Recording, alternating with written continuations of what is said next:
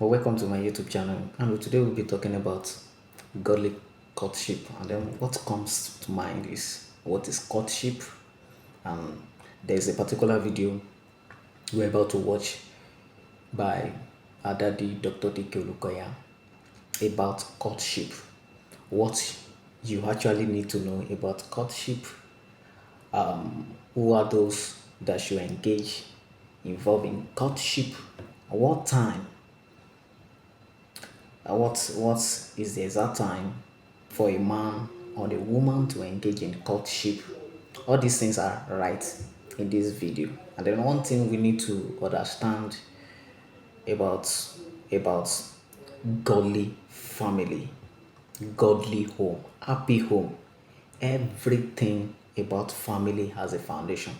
So now then the foundation of the courtship, the foundation of our courtship determines the result we see in the marriage, in our marriage after years, subsequently. So this video is for you.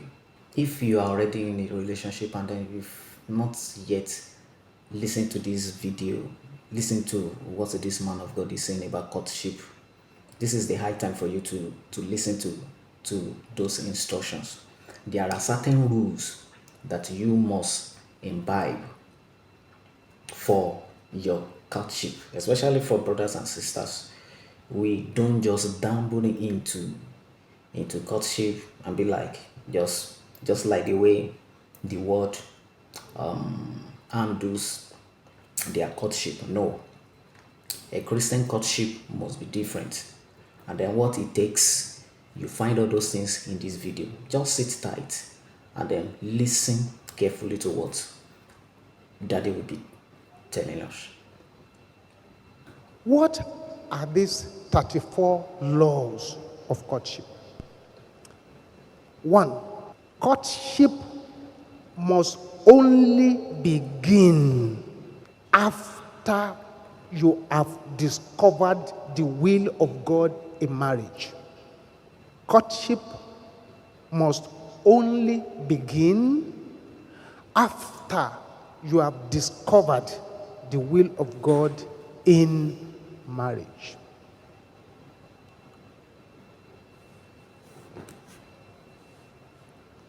What did I say just now?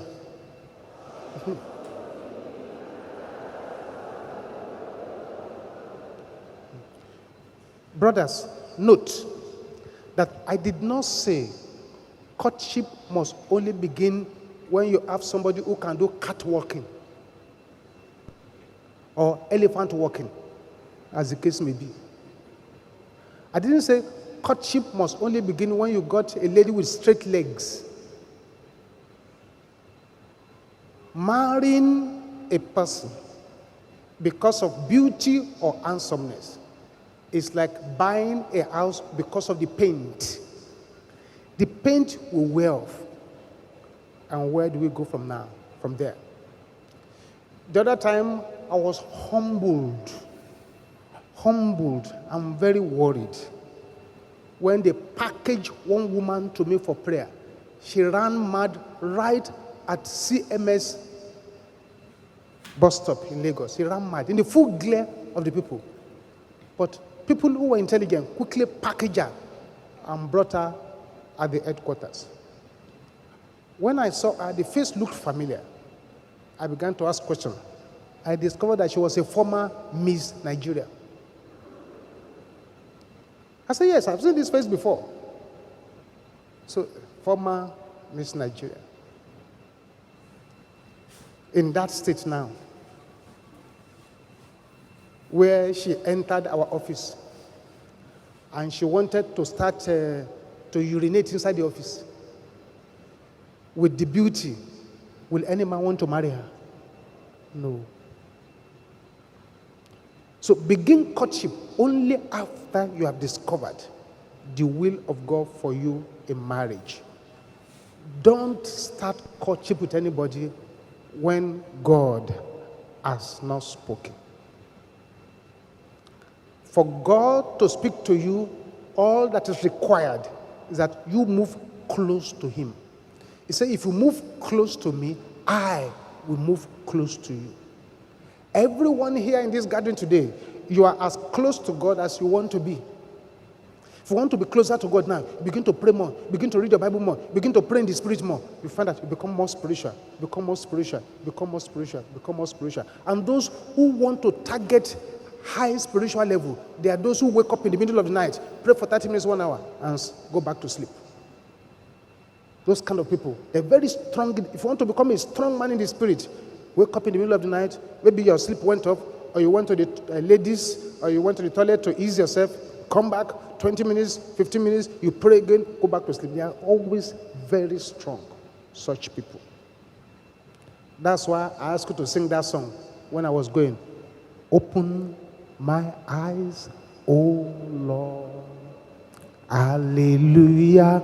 Open my eyes, O Lord. Hallelujah. Open my eyes, O Lord. I am ready to obey. May the power of open eyes. You know, many people look, but only few see. May the power of open eyes come upon your life. Receive it now. In the name of Jesus. Receive it now. In the name of Jesus. Law number 2. Law number 2. Someone in authority over you. Someone in authority over you must be aware of your courtship intention. That's law number 2.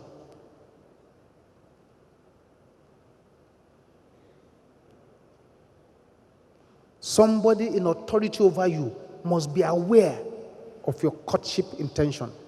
That is, your father, your mother, your pastor, somebody in authority over you must know. That is, don't do secret courtship. Tell somebody in authority over you, not just anybody, not your friends, somebody in authority over you. Law number 3. Do not do anything in the secrecy of your room or any other hidden corner. Do not do anything in the secrecy of your room or any other hidden corner.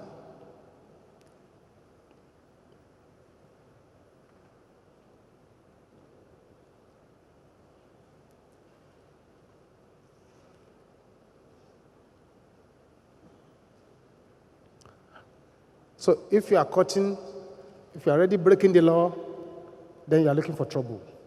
Many of the problems that come later during marriage is when you are breaking this kind of laws. The consequences can be very serious. The Bible says, flee from every appearance of evil. Don't wait for you to turn to evil before you flee. Don't wait for you to turn to something else before you flee. Don't sit like a dummy and somebody is going all over your body. And I say, brother, stop it. Stop it. I don't like it. Don't like it. Don't like it. Take your hand away from that place now. Don't like it. So anytime you visit, the person wants to go all over you.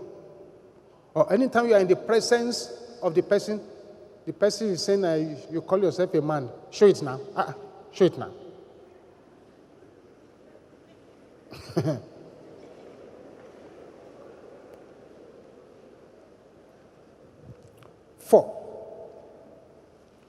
Law number 4. Avoid sex completely. Avoid sex completely. And this includes any form of body contact that can fire up lust inside of you. It includes any form of body contact that can fire up lust inside of you. Avoid it. Every sex before marriage lays a terrible foundation for the marriage that is coming. Because you are breaking the law of heaven, and it makes it so difficult for you to move on. And once you begin to sleep with a woman, and a woman begins to allow sex before marriage, what it will do is that it will block your spiritual eyes. All the information heaven is supposed to show to you about the family you are going to, about what you are going to, you will not get such information. And so you begin to live in the dark. That's law number 4. Law number 5.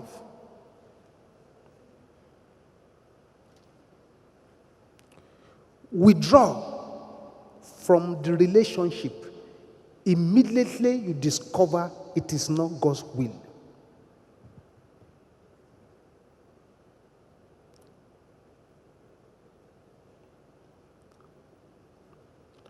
Be courageous enough to withdraw once you know it's not God's will. Don't blindly go on.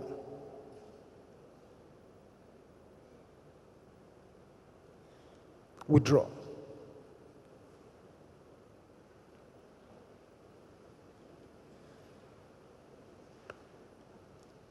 I had a lady. They were about to get married. They were courting. Normally, she didn't like mountain of fire prayers. She believed the prayer were too wicked and too unkind to pray. Anyway, one day, somebody dragged her to one of our services. And that day we were talking about the secrets of God. When she got home, she now prayed, Father, I want to marry this man, but I don't know much. Show me the secrets of this man. Show me the secret of his family. Show me the secret of his. She prayed. She just prayed as an experiment. She was not expecting to see anything. But as she prayed, she now had a dream. In the dream, she found herself and the husband at the altar. A pastor was preparing to wed them. But as she looked at the husband, she was wearing a white, flowing wedding gown. The man was dressed in suit. But as she looked at the husband, who was physically taller than her, in that dream, she found that she was marrying a pygmy. In fact, she had to be bending down to hold the hand of the man like this at the altar in that dream. It was still the same face, the same face, the same man, but it was now as short as half of this pulpit, and she was holding the hand like this, bending down. And she woke up. She ran quickly to me to say, I had a strange man of God. What does that mean? I said, but that's very straightforward. The Lord is telling you, you are marrying a baby. Straightforward, you are marrying a baby. She still went ahead and did that wedding. As of the last time I saw her, she had lost the front teeth and the right eye. And the marriage is no more.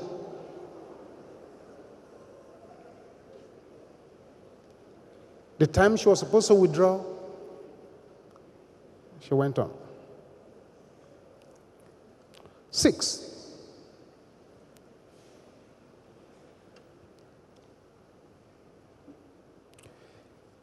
Live a pure and transparent life.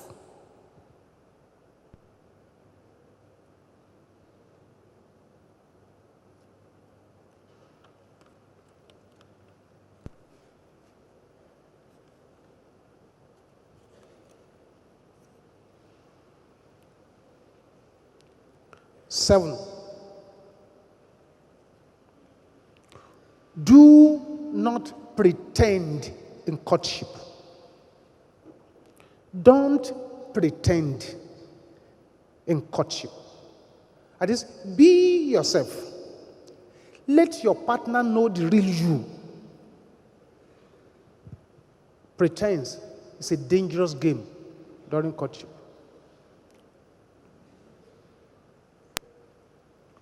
Are you following what I'm saying? What was that last law?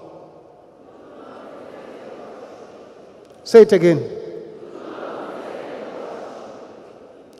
Let your partner know the real you. So, my dear, what you like to eat? I said, well, I like rice and meat. It's okay. So serve my dear rice and meat. Serve me rice and meat too. And they put a small portion in the plate. And the man said, is that okay? I said, yes, that's all right. That's all right. That's all right.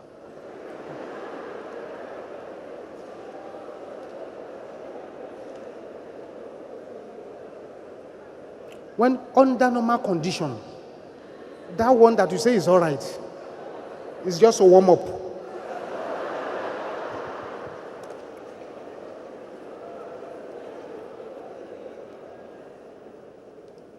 It's just pretending. So when the man is now thinking you don't eat much, whereas it's a lie.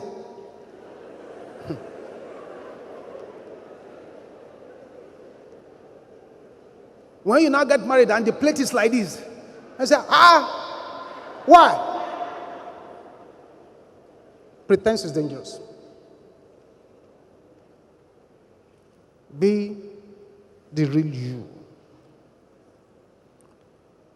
Law number 8. Don't double date. Do not double date.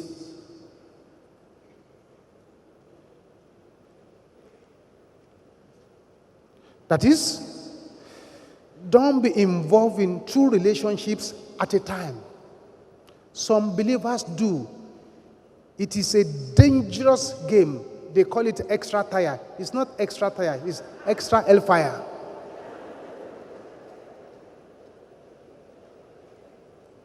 Don't double date. That is, you say, I have the main one, I have the side attraction. So that if the main one fails, I can always rush back to side attraction. We don't do that. Point number 9. Listen to this. This may sound strange. Do not begin to wear the same attire. You are not married yet.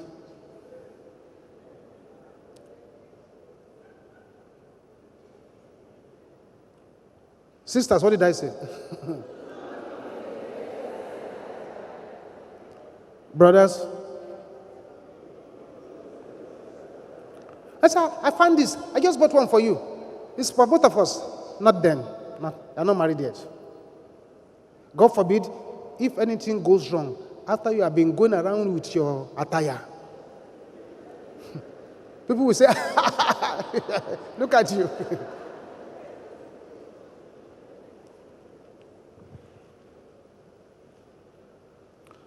What's the next point? Law number 10. Sisters should not turn themselves to cooks or dry cleaners.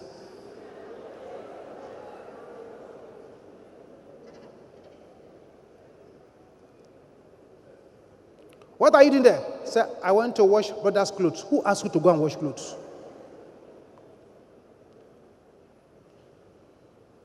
Right. What are you doing there? I want to go and cook for him. He wants to know whether I can cook.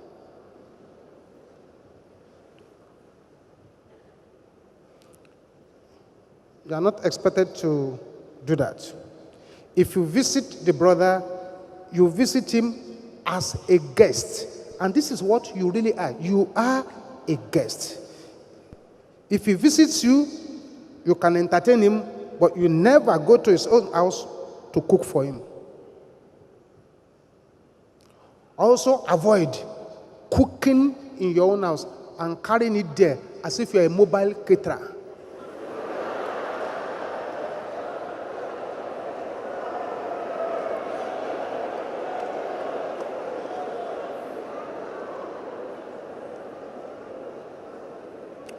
God forbid,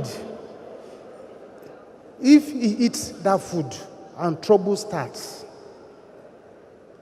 you will be arrested for poisoning. Number,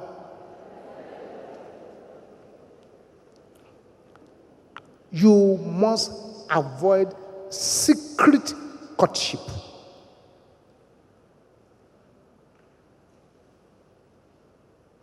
Avoid secret courtship. Your pastor and your parents must be aware that you are into it. Courtship is never a secret affair. Any man who is trying to say, let's keep it secret, let's keep it secret, what he's telling you is that he has another interest somewhere else.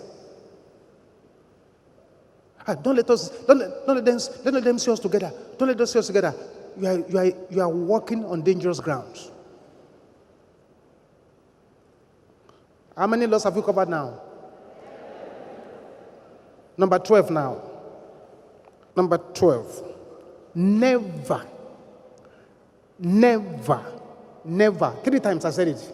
Never cohabitate. That is, living together before wedding. It is unholy and it annoys God. Never cohabitate. You go to a brother's house early in the morning, 6 a.m. You knock the door and a sister comes to open the door and he is not married. Say, sister, what are you doing here? Say, we're courting.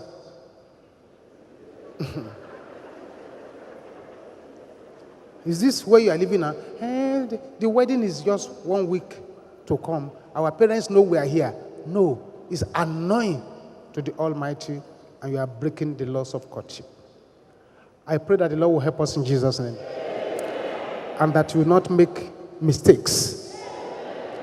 Say, I shall not surrender. My enemies shall surrender. I shall not surrender. My problems shall surrender. In the name of Jesus. I hope you find this video helpful. I believe you must have learned 1 or 2 things from this. Please, you can do it to share this to brothers and sisters, and this will go a long way to help them spiritually. And then when it comes to courtship is not just what we just dabbled into, except there are adequate rules are being applied. Thanks for your watching. God bless you. See you another time. Bye.